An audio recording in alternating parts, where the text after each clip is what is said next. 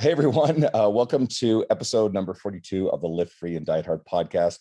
I'm your host, Andrew Coates, and I'm bringing back my friend and my editor at T Nation, Dani Shugart. So if you guys aren't already familiar with Dani and haven't listened to her two appearances in the past on the old format, Dani is, as I said, an editor and a writer for T Nation, a lifelong devoted lifter, natural lifter, and the co-host of her own podcast, Fit Pants, with her husband, Chris, also T Nation editor. So it's great to have you back.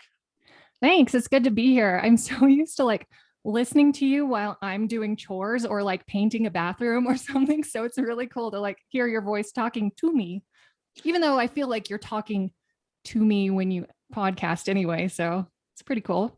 You've been a very enthusiastic listener from early on. And I wasn't planning on kind of talking about this, but I suppose it's worth it going into it. I get a ton of questions about how to get started writing, how to get published, certainly how to get on T Nation. Sure. And I've told the story, parts of the story a number of times, but it was us connecting through Facebook.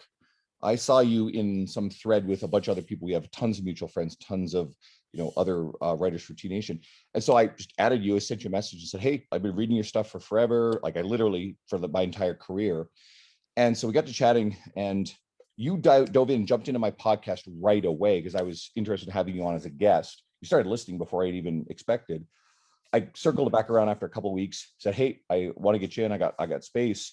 So you're a great guest. And then within a few weeks, you turned around and asked me if I would write for T Nation, which of course was a dream come true. And I was after meeting you, we met and I was like, well, why aren't you writing for T Nation? If you're a fan of it, you've been a coach for XYZ amount of time, you were enthusiastic when we met. And I'm like, you're a fun person who's knowledgeable, and I can tell that you can write.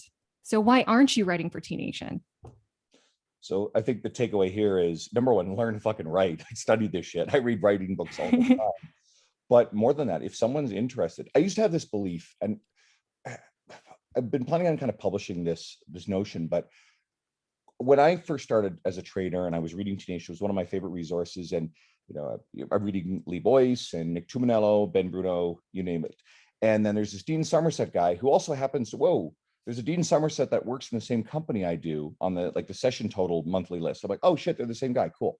Whoa. Awesome. Yeah. Right. And that's awesome. But I used to think of this tier and this status of these elite coaches that write for things like T Nation. And then there's everybody else. There's all the rest of us who just work on the gym floor.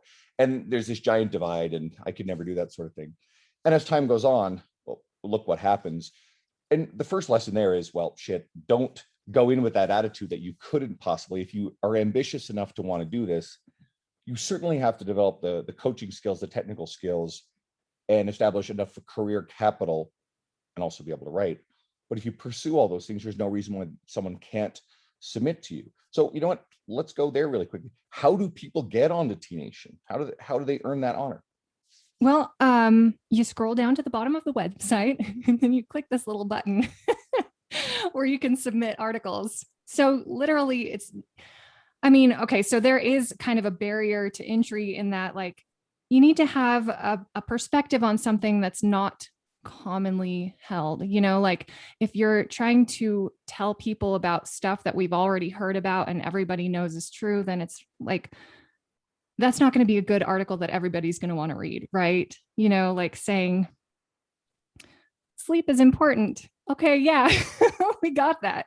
So you just need an interesting perspective, maybe a different perspective. Well, obviously a different perspective, and then information to back that up. But it's also good if you have time in the trenches doing anything like coaching and or if you have letters behind your name. I hate to say that though, because I don't want to discourage anybody who's not a PhD and whatever, So if you're knowledgeable about a topic and you've spent a lot of time in it, then I think that that'll come through in your writing. That confidence will come through. And yeah, I think the letter's actually really valuable. There's a lot of people that I follow in the industry who very, very highly accomplished and well-educated people that I treat as great resources. But right, Sure. there's also some really awesome people over the years. I think Ben Bruno really comes to mind. Not super highly credentialed, but he's got some of the best stuff that's ever been on T Nation. Some stuff that's Tons of influenced. experience. When it came to anything to do with TRX or single leg work, early in my career, Ben was the guy writing that stuff. So that was really valuable. And I'm thinking now of some guys who I'm, currently writing projects with. So assuming it gets published, I've sent you guys something with Ben Mudge. Now, Ben is going to be fun because I made him film all the video. He's got his shirt off most of the time. He kind of looks like Thor. He's got a fun, easy nature about him. His social media is fantastic. And then I'm also going to talk with another friend, Tim DiFrancesco. And if we can make something work, well, Tim's a PhD, he's a doctor of physical therapy and a strength coach, right? Former strength coach of the LA Lakers. So totally different background. But at the same time, if they're fun, they have great ideas, they're going to Oh yeah. well on that medium. So yeah, I think we'll move on from this. But if anybody is interested, you guys are always interested in looking for people who would be a great fit for your publication. Yeah, for sure. And I think once you read T Nation and kind of get the vibe of it, then you'll know. I mean, it's not super fluffy and rah rah rah. It's more like um here's how to get stuff done. It's just very, but I mean, there is a wide variety of perspectives. I'm not going to say that every single person writes the same, and there are conflicting opinions in there. I mean, even between the editors, even between me and my husband, crap, I mean, we're not the same. And I think even those who write for us often change their perspectives over time. I think we all evolve eventually. And I even look back on my early stuff and cringe because like I don't have those same perspectives. And maybe I kind of wrote like a douchebag my first few years. And so I don't think that we're all meant to agree about everything. And even the same person disagrees with themselves after time. So you don't have to have T Nation's perspective. You don't even have to have T Nation's sound, and try not to sound like someone else. Try not to have someone else's voice, even if you admire them. Develop your own writing voice and discover like what's important to you and put that out there, especially if it's an opinion that not a lot of people have seen already. Occasionally over the years, I've seen people who've quote criticized T Nation for, contradicting itself. And I've always found this to be a really good response to it. Well, first of all, it's a platform where a lot of different authors are Yeah. being published. It's not in of itself one core philosophy, Right. but it's a really good resource and exercise in reading through a lot of information and deciding for yourself what aligns with your trading principles. And quite frankly, what is great quality information versus something that doesn't serve you. So I think it's actually one of the best exercises in developing a discerning eye about, we have this vast array of resources. Fuck, we have all sorts of shit on the internet and Instagram. Now, the average information on T Nation is going to be massively higher than the average information just straight up on Instagram, but the same rules apply. You're going to see different levels of applicability and, quite frankly, quality. So if you get good at discerning what is really going to be beneficial to you, your clients, and your career, that's a valuable skill to take everywhere. Well, we don't like accept low quality perspectives. We wouldn't accept anything that's like not backed up. And anyone who puts an opinion out there, they have to support that. So it's not like Instagram where anyone can just press publish. I mean, I've had articles rejected from T Nation. Well, I rejected from my husband. So like, I can tell you that it's not just like easy to just poop something out and put it on there. Not at all. Yeah. And and nor would I intend to imply anything of the sort. Yeah, I got what you meant though, to like be discerning of like what you accept. Now the thing is though, is that like different information applies to people at different times. Like when I'm trying to focus on strength, okay, I'm going to read the Ripto articles. I'm going to read the Windler articles. I'm going to read the Thibodeau. Any goal, I'm going to read the Thibodeau articles, right? Because he captures everything. But like, if depending on what my goal is, I'm going to go to different sources for that. For fat loss, I'll go to one person. For nutrition, I'll go to one person. But like it's good to see like a wide variety of experts who maybe don't agree with each other all the time. Because like a lot of, even, going back to the PhD tier crowd, they don't all agree about everything. Oh my gosh, that's so true. There's a lot of fundamentals that we generally accept, and there's always somebody who, I'll have a little fun with Joel Seedman, for example, and he's a PhD and he's been on T Nation. And Joel really, really has doubled down on this whole idea of this half squatting, and anything deeper is problematic. And there's a lot of other people in the industry have torn that stuff apart in the research that he's citing, and says, the deeper squatting is perfectly safe and fine. I know Mike Isertel and RP have done recent stuff on this, and Sam Spinelli's been all over it. He's a PhD of physical therapy. So you're going to get really, really smart people who are going to interpret things in different ways. And even then, there's still applicability to what, this other PhD is doing. Yeah. And it would be so interesting to be trained by those people. And I come from a different perspective than you, like the opposite, where I want to be trained by everyone and you're a trainer. So like everyone whose articles I read and edit, I'm like, okay, I get their perspective. I'm going to try out what they suggest here. And sometimes I wish I could just be trained by them, because it's not enough to read what they write. It's like, I want to be coached by Joel Seedman, who has these perspectives, because I've seen videos of what his people do, the people that he's training do. And I'm like, that is interesting. I've never done that on my own. I would like to see how that works, And Joel, despite that one specific example, Joel works with Major League Baseball players and a lot of other extremely accomplished high-level athletes. And there's certainly something you can learn a lot from Joel. Anybody who follows his media, he's got a huge following.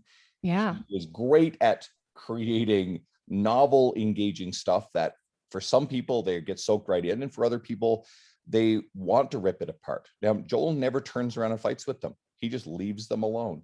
He is on his mission, and anybody who doesn't like what Joel is doing, he's totally ignoring them, and he is serving his ends while everybody else is caught up in, attack mode with Joel.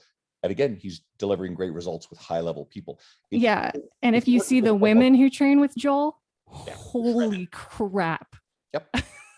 They look amazing. And you can tell that they have been using his methods and getting jacked. And it's so impressive to see.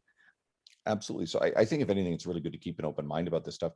And again, going back to the point of our conversation, is if you get into a resource like T Nation, you're going to see a broad array of perspectives. Yeah. You're exposed to ideas that maybe break you out of certain rigid thinkings that we've learned to develop. And I could list off, hundreds of influential and great people in our industry that I've learned things from over the years.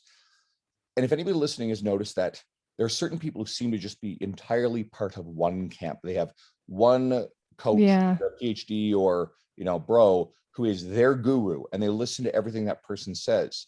There are some people with PhDs that I consider friends, who I don't agree with every little thing they say. Yeah. And I think if you only immerse yourself in one person's philosophy, you're doing yourself and your clients a disservice.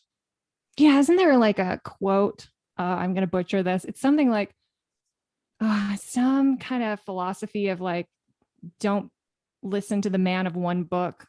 Oh gosh, I fucked that up. That's wrong.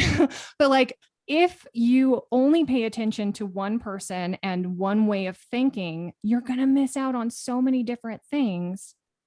And I don't know, like I've just noticed that like in the past, when I thought XYZ was the one way to train and that's all I did, and I pursued it so hard, I ended up getting injured and bored and chubby and like not excited about training anymore. You know what I mean? And I'm mainly talking about running. I was awful. Like I'm a big person. What am I doing running long distance, And running isn't something I enjoy. In fact, I've held for a very long time a bias against cardio and doing cardio. I'm a big guy. I'm 255 pounds most of the time. And I recently read, I was mentioning off air, Joel Jameson is, I'm going to record him after you, but he'll appear for everybody listening before. Cool. Yeah. Everybody should have already heard this episode. And it's a book on ultimate MMA conditioning, but it's actually one of the best breakdowns of energy system development and practical training methods that I've ever read.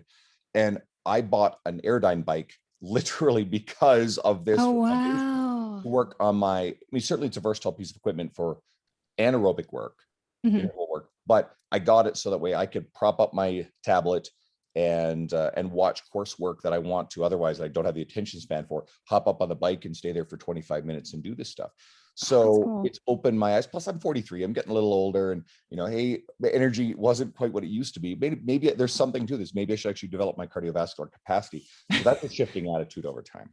Now, Yeah. that actually ties into something I was going to ask you, and I'll just read it the way I stated it. So, as the editor of Teen Nation, you've got a thumb on the pulse of this stuff. How has the fitness consumer changed, I guess, over time? Certainly, maybe the last year and a half, because we've seen a major seismic shift in a lot of things. Have we seen any important shifts in our end user market, or any acceleration of trends that coaches certainly need to know about? That is a really great question, because I think as more and more publications become extremely politically correct, I think that there are more end users who are like noticing that and kind of wanting the opposite, and it's difficult with political correctness, because now when you state facts, people see that as shaming, like fat shaming, for instance. If you say, being lean is healthy, then people will see that as fat shaming. So, like, I think the end user is just wanting honesty. I think the end user has always wanted honesty, but I think when more and more publications pander and become more politically correct, then I think people want the opposite, and the opposite becomes refreshing because it becomes unique. I think that's fair. And I keep my thumb on the pulse of this. I won't touch political or social stuff, contentious stuff on my social media, in large part due to the fact that I find most people coming in don't want to see it. We're inundated with it everywhere. There's a lot of it.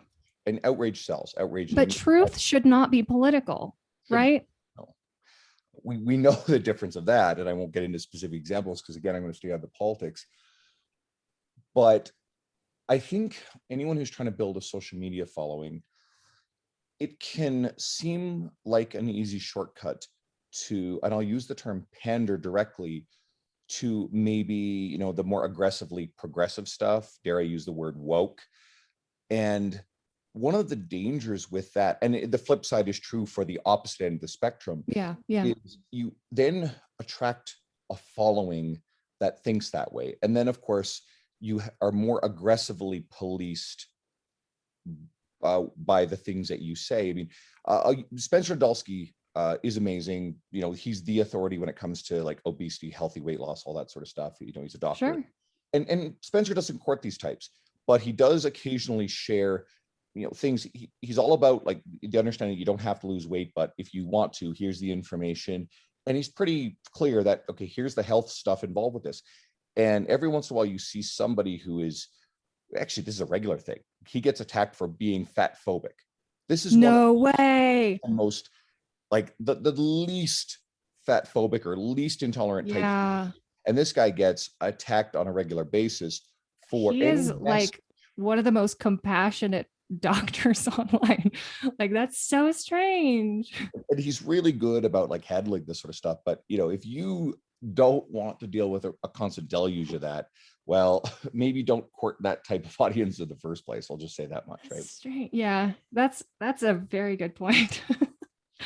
So with obviously being a major publication for fitness information, and one of the trends that I think has probably been accelerated, we'll see if it halts once the world reopens, is people accumulating home gyms, elaborate home gym setups. Yeah. So obviously I've written 2 articles for Teen Nation on, home full body dumbbell workouts. Those are really fun. Those did well. Yeah. Have you noticed more desire for that kind of information? And what do you think is going to happen going forward?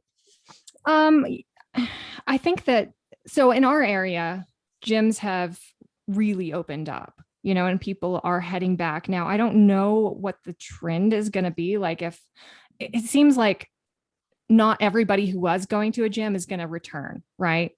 But at the same time, I think that there was such a an outpouring of like really good at home workouts and that sort of thing that I think we got inundated with just body weight this, body weight that, and home workout this, home workout that. So I'm not sure that that's going to be like the topic going forward because there was so much of that. Now I could be totally wrong because I don't have a crystal ball, but I'm not sure. I mean, that's such a good question. It could go either way. And I think more people, you're right, more people are working out from home, even still, even now that the gyms have been opening back up in our area. So I don't know.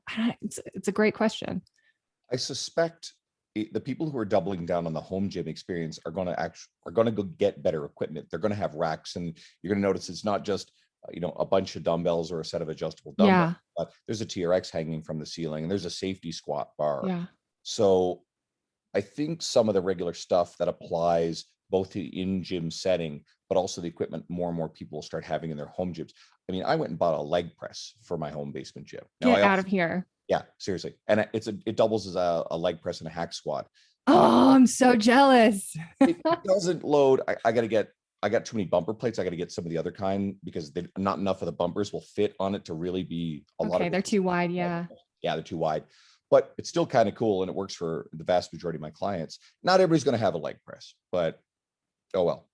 But I think we're going to see more demand for stuff in an in-home environment, but that still has regular gym equipment. Okay, so your prediction is as people accumulate fancier equipment, we're going to want more. Yeah, that could definitely be the case. Then again, that stuff applies to workouts in the gym anyway. So I still think exactly. that's available in the gym. I'm working on a calf training article that you guys may or may not publish. Depends on what I put in there. But one of the things I was thinking about was doing some safety bar loaded stuff for calves. I'm going to be filming in my basement, and I've got to see if it fits the theme of that article. We'll see. Right? We'll get there when we get there. You know what? I'm sure that'll do well because calves are just so hard for certain people. And now I have big, giant, meaty girl calves. They're enormous, and I wish I could make them smaller. But yeah, for certain people, that's just a really challenging body part. It's so weird how genetics are like that, how some people like naturally just have huge calves, and then other people like struggle with that area. I have a theory too. Do you? This is going to be in the article. Yeah. I think that we talk about how difficult it is to grow calves all the time, but I think most people are doing it entirely wrong. Number one, they're not throwing anywhere near enough training volume. And I think this is well understood that, especially the soleus, it's a lot of slow twitch muscle fiber. You're walking around on them all day. They're designed for a lot of use. So they need a lot of training volume, that much for starters. In order to get enough training volume, we have to train them probably frequently, maybe 3-4 times a week.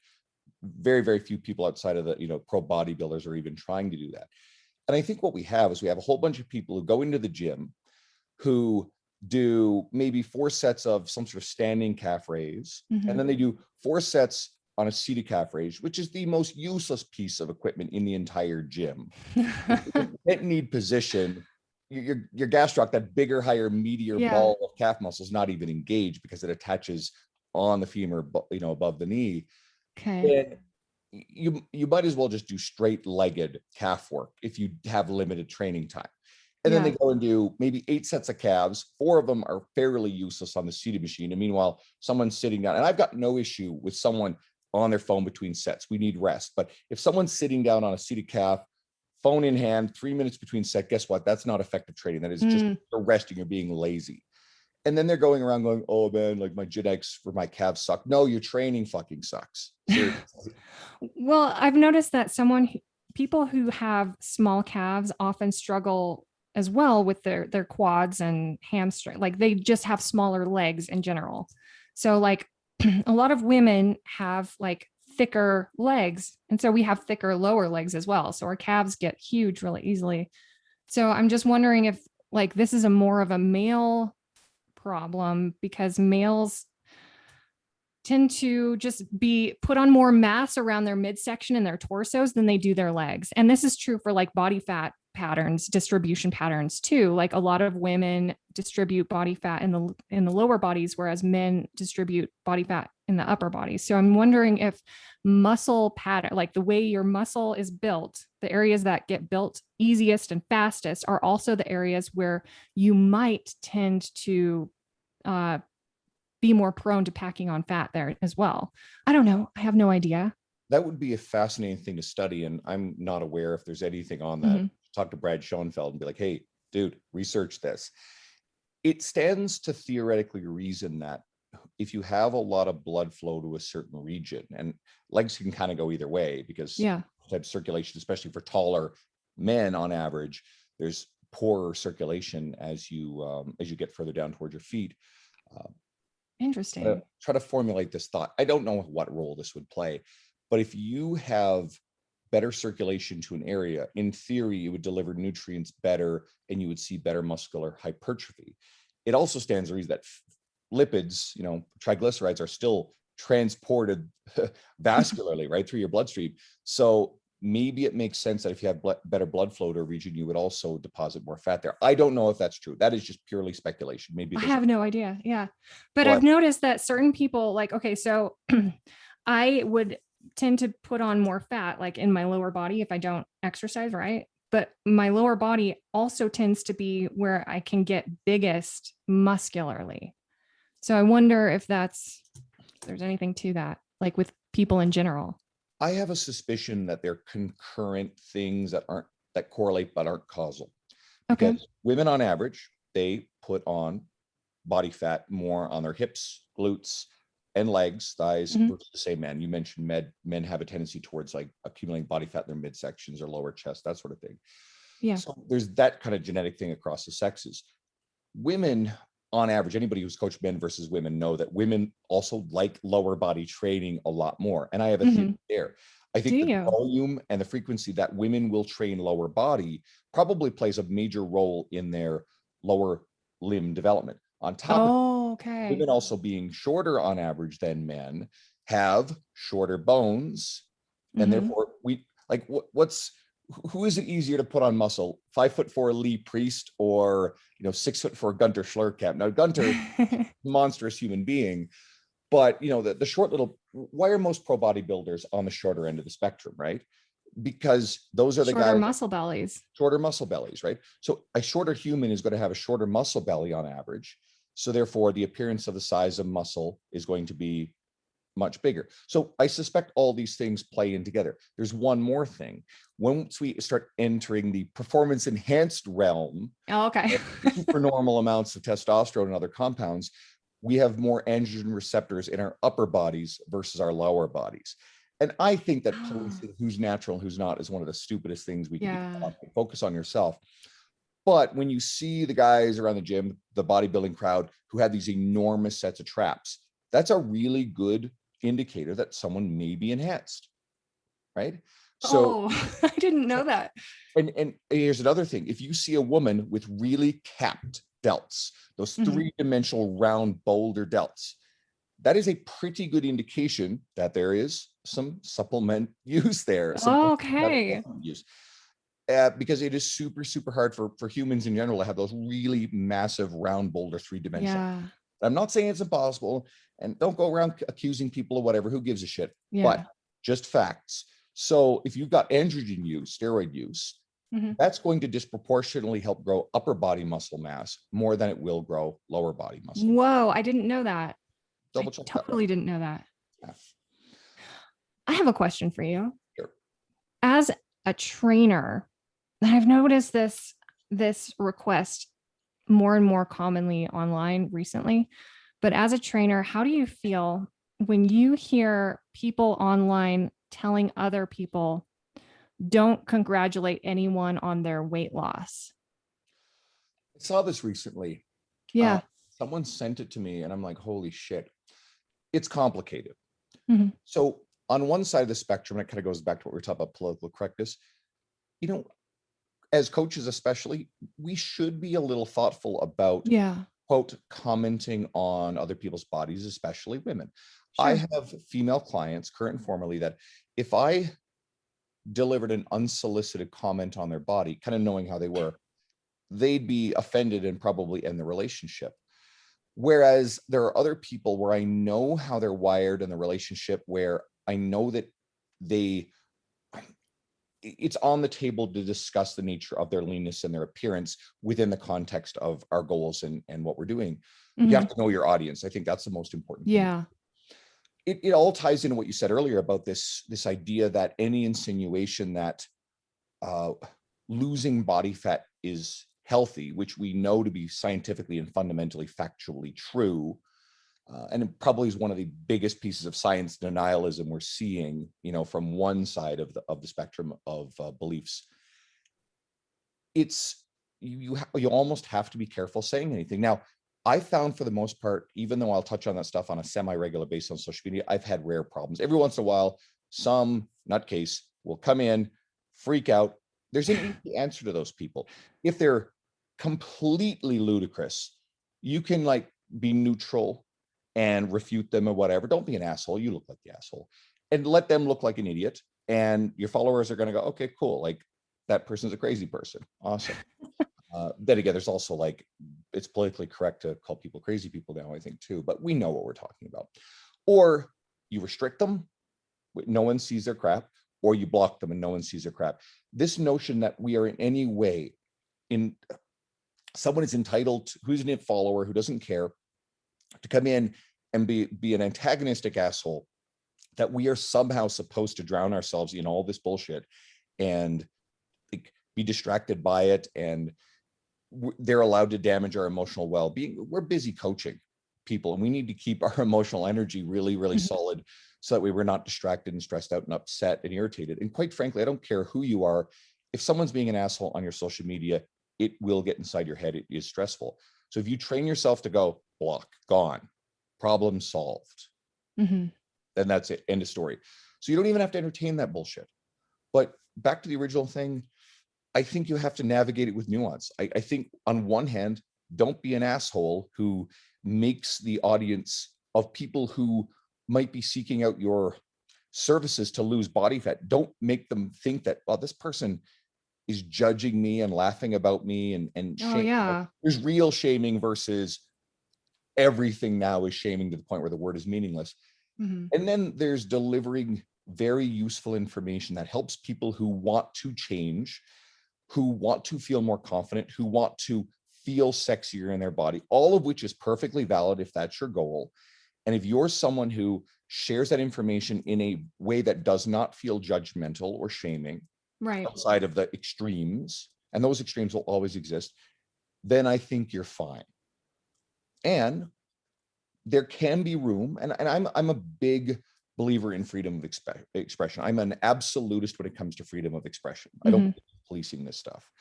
So if you're someone who has a more aggressive demeanor and attitude about this sort of stuff, well, you will probably attract an audience of people that resonates with. And I think that's fine.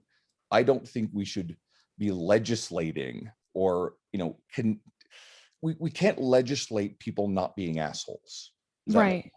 That makes perfect sense. I also, the word shame is really interesting because you have personal responsibility over your own emotions. So if you choose not to feel shame, isn't that always a good thing?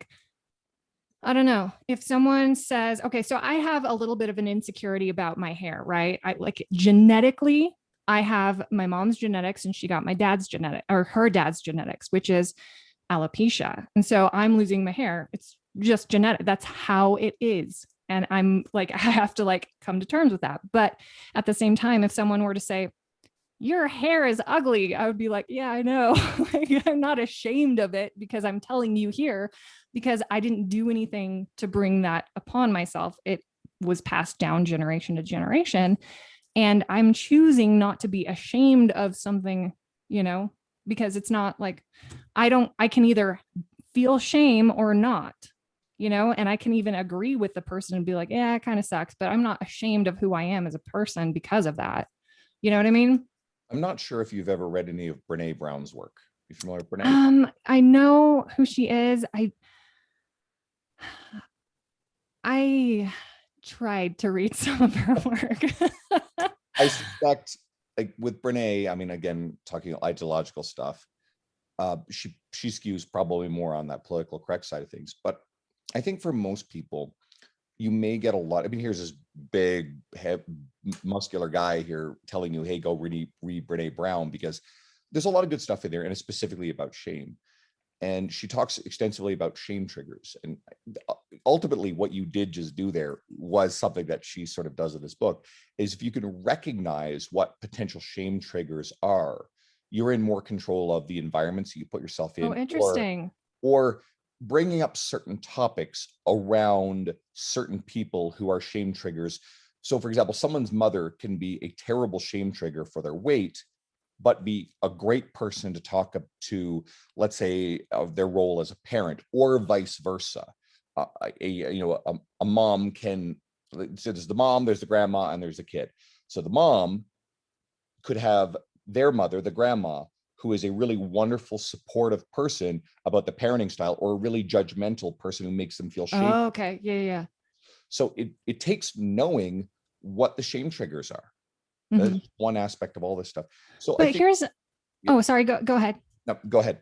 Well, here's another, like if I saw someone talking about how amazing it is to have beautiful, long, thick hair, I'm not going to be like, okay, you're shaming me because you're talking about how wonderful it is to have beautiful, thick hair. And that's by the same token, like appreciating athleticism and leanness and strength should not make people who don't have those traits feel ashamed. Like you should take personal responsibility for your own feelings and acknowledge, whether or not, even if you think, okay, well, I'm not into strength and athleticism, not my thing. So live your own life. Like, I just think fat shaming is just such a weird, I think anything shaming is such a weird way to put it, because you don't have to feel shame, right?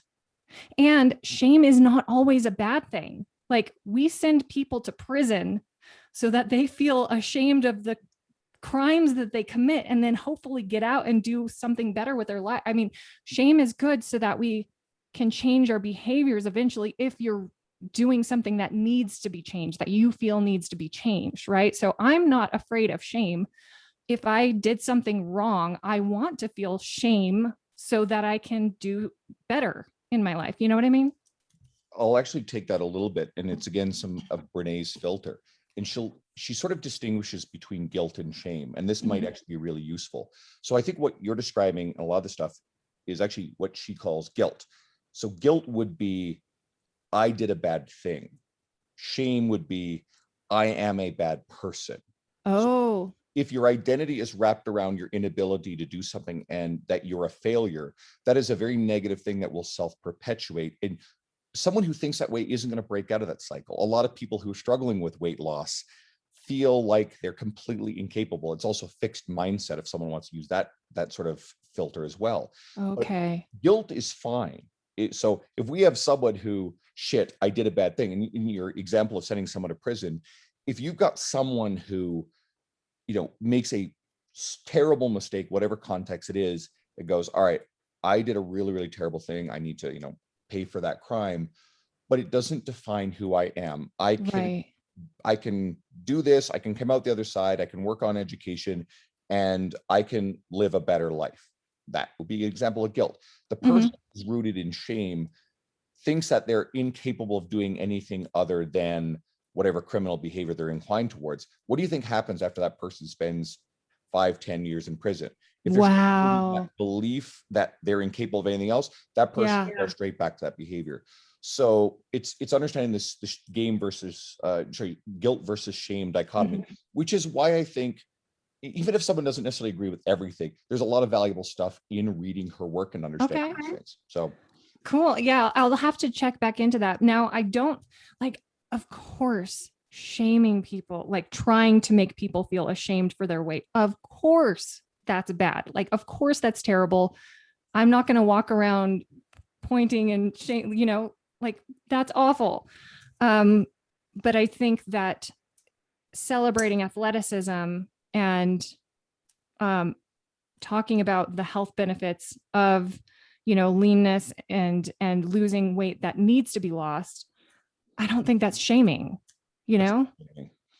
And it's this victim culture that we are immersed within, of people who cannot take responsibility for their own outcomes, their own actions, and therefore they want everything else that they see that they've chosen that offends them to go away. They want to police speech on social media. They don't want to see lean athletic bodies in advertising anymore, because somehow that's shaming.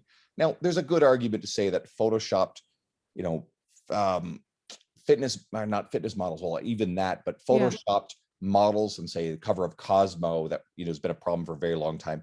There's a bit of a problem with what that does to women's body. Anyway, we know that, right? That's a problem. Is that inherently fat shaming? No, I don't think so. But do I think the answer, and I'm very careful how I approach this, but do I think that the answer is putting, some people don't like the language of morbidly obese. Guess what? It's a term, we understand it, so I'm going to continue to use it. You know, morbidly obese models on the cover of these magazines and saying that they're healthy. Well, that's fundamentally dishonest too. Now, as a society, it's sort of a fine line between normalizing it, because guess what? We have an enormous, pardon the unintentional pun, society of, we have an epidemic of obesity. It is what it is. We know that, right? And marketers are trying to market to those communities, and quite frankly, they've been inundated for for many years, not seeing people that represent them. The fact that we're seeing this stuff showing up in marketing now kind of makes sense from a lot of marketers' point of view. But what you're frustrated about, it, I agree, is all of a sudden that it's politically incorrect, it's shaming to have a person who would have been a representation of a normal looking human in, say, the 1960s or 1970s, or someone who's athletic. If we get past the tipping point where we demonize what is objectively a healthy body, we're in a lot of trouble. Mm-hmm. Yeah. I agree. I just pulled out my headphone cord. Hold on a second. I got excited. Anybody who gets the video of this, I've been posting to YouTube now. I always intended to, but I'm going to start to do it. Okay, sorry about that. That's all good. Anybody who sees the video of this stuff will get the humor. Your dog is just sitting back on the couch, just watching the whole time, just chilling, just enjoying this whole spectacle as well. Oh yeah, Roxy Pants is back there. Oh, cute. Ozzy was here earlier, but he's disappeared. Sometimes he makes it appear. He'll walk on top of my couch behind me. But this is a lot of fun. So I hope everybody's getting a lot of value and nuance out of this. And one of the things I always encourage people to do is to then go and follow my guests. So, you know, for anybody, we'll come around to this, but I don't have a lot of time. But for anybody who isn't already following you or reading your writing or your social media or listening to your podcast, because I know you and Chris talk a lot about this. If anybody's getting the hint that you're not politically correct, go to your husband's Twitter, have fun, bring popcorn. I know. Like, holy shit. And it's entertaining, right? And he's got to push the buttons. And I mean, he'll come home from work and I was like, hun, why? Why are you doing this? And I know he's got a big fucking grin on his face too, right? Yeah. Some people are wired that way. They just love to stir up shit. And at least, you know, at least I know that writing for T Nation, I won't get kicked off for T Nation because I said something on social media that someone found offensive and was fat shaming. I don't think I've said this on air. I had someone go nuts over something that I said. I was just advocating for keeping the gym still open. Yeah. And someone who's really, I guess, aggressively on one end of the ideological spectrum lost their mind. No way. There were a couple of people who I didn't even know who they were, started arguing. One lured the other in, and there were a couple of trolls, and one was up, nope, shut everything down. The other one seemed to just be attacking this person. And they were saying nasty shit to each other. Now, I didn't participate in that. I only countered arguments as to why I didn't think our gyms needed to be closed and the net benefit to our society. And so someone got in there. I ended up blocking the person because of something they said in another comment. Just like I said earlier, you don't have to tolerate this crap. And this person contacted the gym that I contract out of and went on a vicious tirade about, and of course the attempt was to get me kicked out of there. Of course, the owner thankfully knows my sensibilities and my professionalism, and even looked at the post and was like, the claims this person made were fundamentally like incorrect. They were lies. This person completely fabricated exactly what happened. They were just pissed off because I didn't give them a platform and let them run their mouth and be an asshole. Just a disingenuous argument. And then had this expectation that I was going to be disciplined. And there were things like I was a dangerous person to have such a large social media platform. So that's where cancel culture comes from. It's people like that person who just want to destroy your source of income because you had a different opinion. Like, I don't know how people can deny that cancel culture exists. There are a lot of people who are denying that it exists, but that's crazy because you had a different opinion. It's not like laws were being made based upon your opinion. They disagreed with you. And because you didn't like back down and say, I'm sorry, you're right, I'm wrong about everything, they went to your employer to try and get you fired. It's not even quote my employer. Like I'm a contractor, right? And okay, we're great friends, and I'm certainly a big advocate for the brand. And what this person certainly doesn't realize, I brought more trainers into that umbrella corporation as contractors than anybody else has, and I work really, really hard to promote it, and it's doing really well. That's awesome. And this person even like admitted they've been there a couple times. They weren't even a customer, and then the owner's just like, okay. And he wasn't even interested in pandering to this sort of this whole thing, right? And it's another thing I appreciate. And they're reasonable. They're really smart about how they do business, but they're not going to be bullied by this sort of behavior. And I know you guys aren't either. Now, again, I'm also not someone who's prone to saying and doing a lot of shit that's going to be like have me front of the line for the cancel firing squad. But at the same it's so time, easy nowadays. So easy. I mean, the fact that you just stated something that was like really reasonable for a trainer to state, and then they tried to cancel you over that. I mean, it seems like that it's getting worse and worse, you know, especially if it works. Like if the mob mentality and if cancel culture works, then it's going to get even worse. Like you can say even less. I mean, you can say things that are far more innocent and not even have an opinion and get canceled over nothing, it seems like. And I don't respect people who capitulate to the cancel mob. And there's different kinds of cancel mob. Most recent example is probably John Cena apologizing because he called Taiwan a country. I lost all respect for Cena after he did that. I lost all respect for LeBron James for something very, very similar along those lines. And anybody who knows what I'm talking about knows what's going on there. I won't get into that because that gets political too, but you know what? No, I'm sorry. Not playing that game at all with people. Then again, I don't financial, the finances at stake that these people do when it comes to, a large, market like the country that doesn't like certain things being said about it. We'll leave it at that. Oh, right. I don't think you guys have much publication or much of an audience base in that country, so I don't give two shits. Right. Well, yeah. Good. Great people, not a fan of the government of that country. We'll leave it at that. So I'm a little short on time here, but this was a ton of fun. Yeah. Even if you, dear listener, didn't get anything out of this, I had fun. Just kidding. Well, I've said this numerous times on air, so I hope the listener understands this. I don't do it for you guys. I do this for me. I do this to hang out with, my friends and connect with, new people from the industry for an hour. And if you guys want to listen in and you get something out of it and you enjoy it, fantastic. Yeah. I think it makes it way more authentic than just trying to, well, what would the listener like to hear today? Honestly, I want you guys to have a blast. And more than anything else, please, if you have questions, please reach out to me. I'd love to hear from you guys. I want you guys to follow me on Instagram. I'm trying to do a lot of good stuff with that.